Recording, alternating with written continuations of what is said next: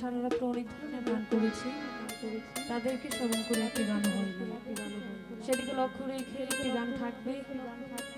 এই পৃথিবীতে সবচেয়ে আপন মা, ছোট্ট একটা শব্দ, কিন্তু এর মুহূর্ত অনেক। যার ডাক ডেকে কোনোদিন শেষ করা যাবে না, তারপরেও মন চাই আর একটু ডাকে। এই মা ডাক, আর এই মা হচ্ছে সবচেয়ে আপন।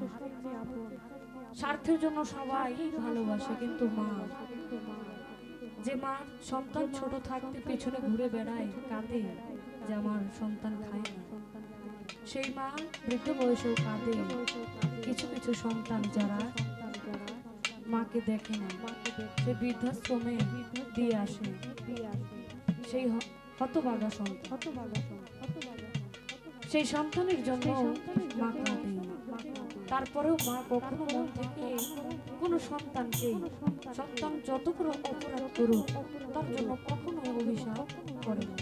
তারপরেও বলে আমার সন্তানরা আল্লাহ ভালো রেখো, আমার কপালে যা ছিল তাই হবে, কিন্তু আমার সন্তানরা ভালো রেখো।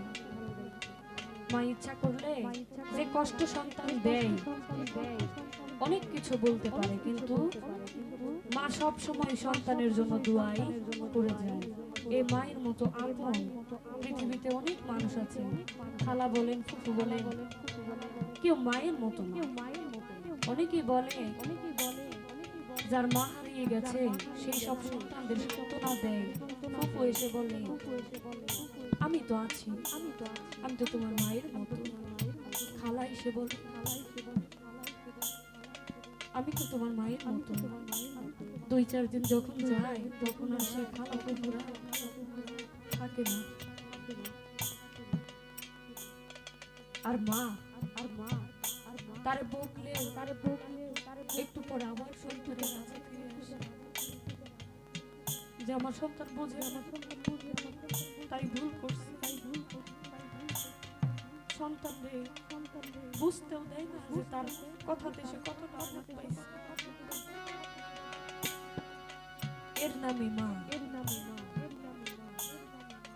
এই মা যার হারাইছে সেই সন্তানরা বুঝে যে সান্ত্বনা দেওয়ার মতো সবাই আছে, কিন্তু মা তো আর নাই। সান্ত্বনা দেওয়ার মানুষ অনেক থাকে, প্রকৃতপক্ষে মায়ের মতো আর কেউ নাই।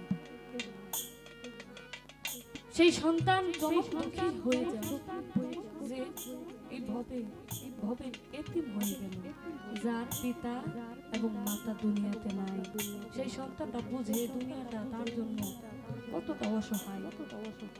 একজন বাবা রোদে পুড়ে বৃষ্টিতে ভিজে তার সন্তানকে মানুষ করে, যে আমার সন্তানটা একদিন অনেক বড় হবে। বাবার কোনো স্বার্থ থাকে না, একটাই স্বার্থ, আমার ছেলেটা বড় হবে, আমার মেয়েটা বড় হবে, প্রতিষ্ঠিত হবে, টাকা কামাবে। এই লোভে কিন্তু বাবা মা কাউকে প্রতিষ্ঠিত করে না, যে আমার নামটা তো বলবে। বাবা মার ইচ্ছা থাকে যে সন্তানটার জন্য যেন আমরা উজ্জ্বল হই, এছাড়া কোনো স্বার্থ তাদের থাকে না। সেই পিতা মাতা যাদের নাই তারা বুঝে দুনিয়াতে চলতে গেলে কত মানুষের কত ধাক্কা খেতে হয়। বাবা তো বটবৃক্ষের নেই, যার আছে সে বুঝে না বাবা হারানোর যন্ত্রণা। যখন এই ছায়াটা মাথা থেকে চলে যায় সেই ব্যক্তি বোঝে বাবা হারানোর কি যন্ত্রণা আর মা হারানোর কি বেদনা। সেখান থেকেই কবি গান লিখেছেন, যে সন্তান তার মাকে কাঁধে নিয়ে ওই জঙ্গলে অন্ধকার কবরে রেখে আসলো, সেই সন্তানটা বুঝে যে এই লাশটা কাঁধে নিলাম, এই লাশটা কতটা ভাই, সে জন্মের মতো দুঃখী হয়। সেখান থেকে আমার একটি গান।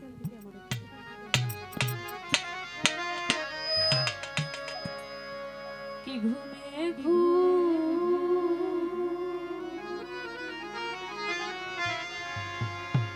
মাইলা মাগো যাইয়া মাটির কবরে